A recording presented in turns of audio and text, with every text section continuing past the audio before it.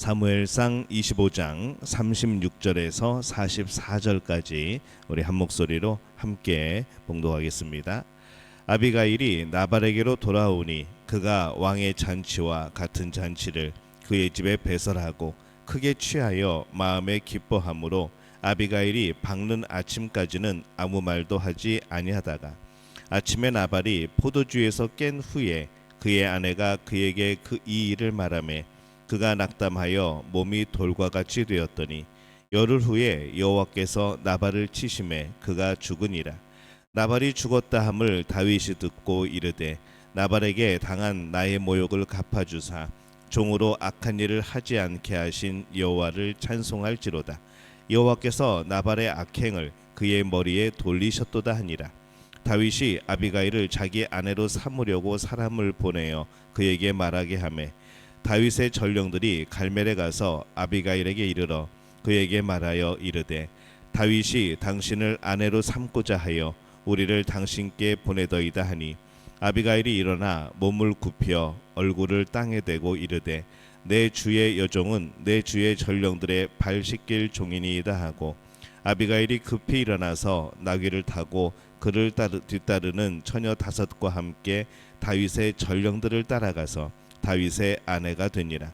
다윗이 또 이스라엘 아히노암을 아내로 맞았더니 그들 두 사람이 그의 아내가 되니라. 사울이 그의 딸 다윗의 아내 미가를 갈림에 사는 라이스의 아들 발드에게 주었더라. 아멘. 할렐루야. 하나님의 은혜가 오늘 새벽에 하루의 첫 시간을 주 앞에 드리는 우리 믿음의 가족들에게 함께 하시기를 예수님의 이름으로 축원합니다. 오늘 말씀은 다윗이 아비가일과 결혼하는 내용을 담습니다. 아비가일이 음식을 가지고 나가서 다윗을 맞이하였죠. 그래서 이 다윗의 분노가 누그러지고 또 다시 돌아갑니다. 아비가일도 이제 죽임을 당하지 않고 전쟁을 막은 그런 마음으로 집으로 돌아오죠. 이 어리석은 나발은 도대체 어떤 일이 일어났는지 전혀 알지 못하고 있습니다. 계속 잔치 가운데에 술에 취해 있었고, 그래서 또 똑같은 잔치를 이 아비가일은 또 집에서도 베풀게 되죠. 37절에 보면은 아침에 나발이 포도주에서 깬 후에 그의 아내가 그에게 이 일을 말하매 그가 낙담하여 몸이 돌과 같이 되었더니 이렇게 기록을 합니다. 아비가일은 아침에 나발에게 다윗이 오다가 돌아간 일을 전합니다. 나발이 자기 자신이 모르는 사이에 자기가 죽을 뻔했다는 그런 말을 듣고 너무나도 놀래서 몸이 돌과 같이 되었다. 그렇게 표현을 합니다. 한 열흘 후쯤에 여호와께서 나발을 치셨고 그가 죽습니다. 결국 나발은 죽음에 이르게 된 것이죠. 다윗이 나발에 대한 소식을 듣습니다. 그래서 나발에게 당한 나의 모욕을 하나님이 갚아주셨다라고 그가 고백을 합니다. 이 다윗은 하나님께서 이 일을 전부 진행하셨고 이 일의 모든 일 뒤에는 하나님이 계셨다라는 것을 고백을 하고 있는 것이죠. 또 종으로 악한 일을 하지 않게 하신 여호와를 찬송할지로다라고 고백을 합니다. 이 다윗이 매우 중요한 것을 깨닫습니다. 다윗이 나발의 이 악한 어리석음을 징벌하였다면 이 나발에 대한 징벌을 넘어서서 정말 다윗조차도 스스로 범죄하게 되어지는 이제 그런 일이 될 뻔한 것이죠. 그런데 이 아비가일을 통해서 그 일을 막으신 것을 감사하며 또 찬양하고 있는 겁니다. 나발은 악한 어리석은 자였습니다. 만약에 다윗이 그를 징벌하였다면 다윗의 죄가 되었을 것이고 이후에 다윗이 헤브론에서 왕이 될 때에 과연 그 남은 사람들이 어떻게 했을까라는 그런 고민을 해보게 되어지는 것이죠. 아마 이 문제가 또 되어졌을 겁니다. 우리는 이 악한 어리석은 사람들을 만날 때가 많습니다. 악하기에 내가 징벌해야 될 것처럼 느낄 때가 있는 것이죠. 그러나 그러할 때 오히려 하나님께 맡기는 그런 지혜가 필요합니다. 함께 싸우다가 나도 악한 사람이 되어지는 경우가 많습니다. 처음에는 정의감으로 시작했다가 처음에는 나의 의로 시작을 했다가 이것이 처음에는 감정이었다가 점점 이것이 내가 악을 행하여야 상대방을 무너뜨릴 수 있는 이제 그런 길로 갈 수밖에 없는 우리의 구조가 있는 것이죠. 그래서 함께 싸우다가 나도 악한 경우가 되어지는 것. 누군가의 범죄를 뭔가 처리하다가 나도 그 범죄에 연루되어 버리는 그런 경우들이 많은 겁니다. 그래서 이 다윗이 나발을 죽이려 하는 그의 처음의 모습을 보면서 그때 우리가 그거는 참 어리석은 일이다, 그의 범죄다라고 말했던 이유가 그런 것입니다. 그러나 하나님께서 그를 긍휼히 여기셔서 이 아비가일을 통해서 그를 막아주시죠.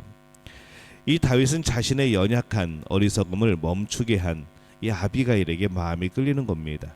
지혜롭고 현명하고 다윗이 아비가일을 자기 아내로 삼으려고 마음을 두고 사람을 보냅니다.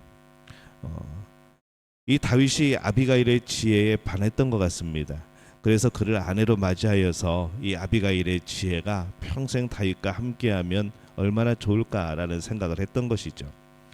여기에 이 아비가일은 급히 일어나서 나귀를 타고 그를 따르는 처녀 5과 함께 이 다윗의 전령들을 따라가서 다윗의 아내가 되니라라고 기록을 합니다. 이 아비가일은 다윗의 청혼에 바로 응답을 합니다. 이 다윗은 아비가일의 지혜와 더불어 그의 부로 인하여서 이후에 이 헤브론에서 유다의 왕으로 세워질 때에 이 아비가일이 큰 도움이 되어지는 것이죠. 지금까지 다윗이 아비가일과 결혼하게 된 이 배경에 대해서 지금 함께 말씀을 나눴습니다. 그리고 다른 부인에 대해서도 이 성경이 기록을 합니다. 다윗이 아히노함을 아내로 맞이하죠. 다윗이 아비가일과 결혼하기 전에 있었던 것으로 보입니다. 그녀의 아들 이 암몬, 그 암몬이 다윗의 장남이 되어지죠. 그래서 이 아비가일과 결혼하기 이전에 이 아히노함을 부인으로 맞이한 것으로 보이고요. 아마 광야에 있을 때 맞이한 것으로 보입니다. 다윗은 이렇게 이 아히노함과 아비가일을 아내로 맞이함으로써 이 지역과 또 좋은 관계를 맺게 되어지죠. 이 과정들이 굉장히 사건들이고 전부 다 고난이고 여러 가지 문제들인 것 같지만은 가만히 살펴보면은 이 다윗이 왕으로 세워지기 위한 수많은 일들이 연결이 되어지고 있는 것을 우리가 보고 있는 겁니다.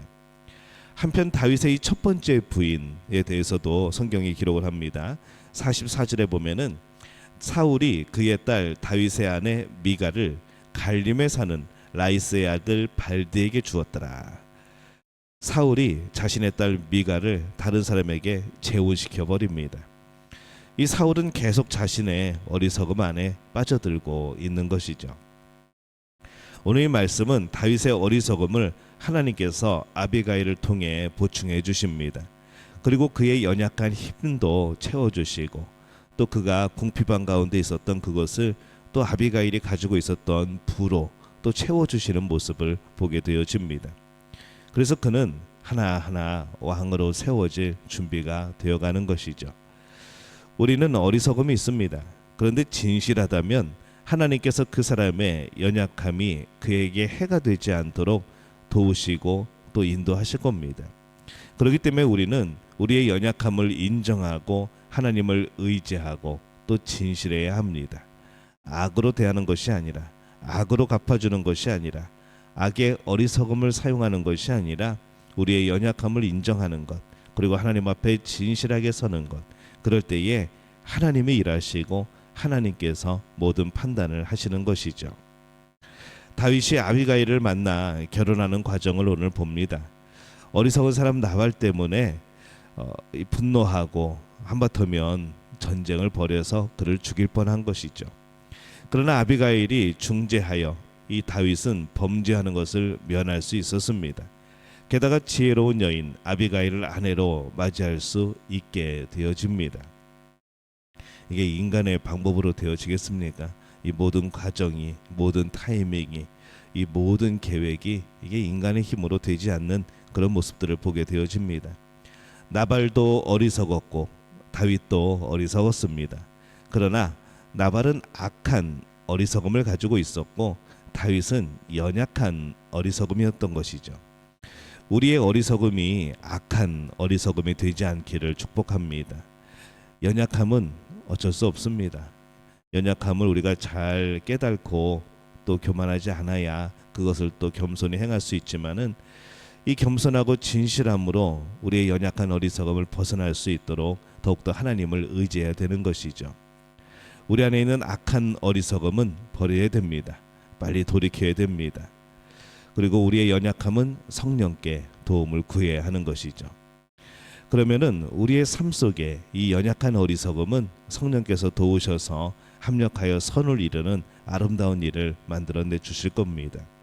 오늘 우리의 지혜가 전부가 아니고 우리가 판단할 수 있는 근거가 전부가 아니고 또 우리 안에 그 기준이 전부가 아닌 것을 오늘 깨닫게 되어집니다. 그래서 우리는 늘 겸손할 수밖에 없는 것이죠. 그래서 늘 우리는 하나님을 의지할 수밖에 없는 겁니다. 오늘 그 겸손 가운데 하나님이 놀라운 역사를 이루시는 그 삶을 살아가는 우리 믿음의 가족들이 되어지시기를 예수님의 이름으로 축원합니다.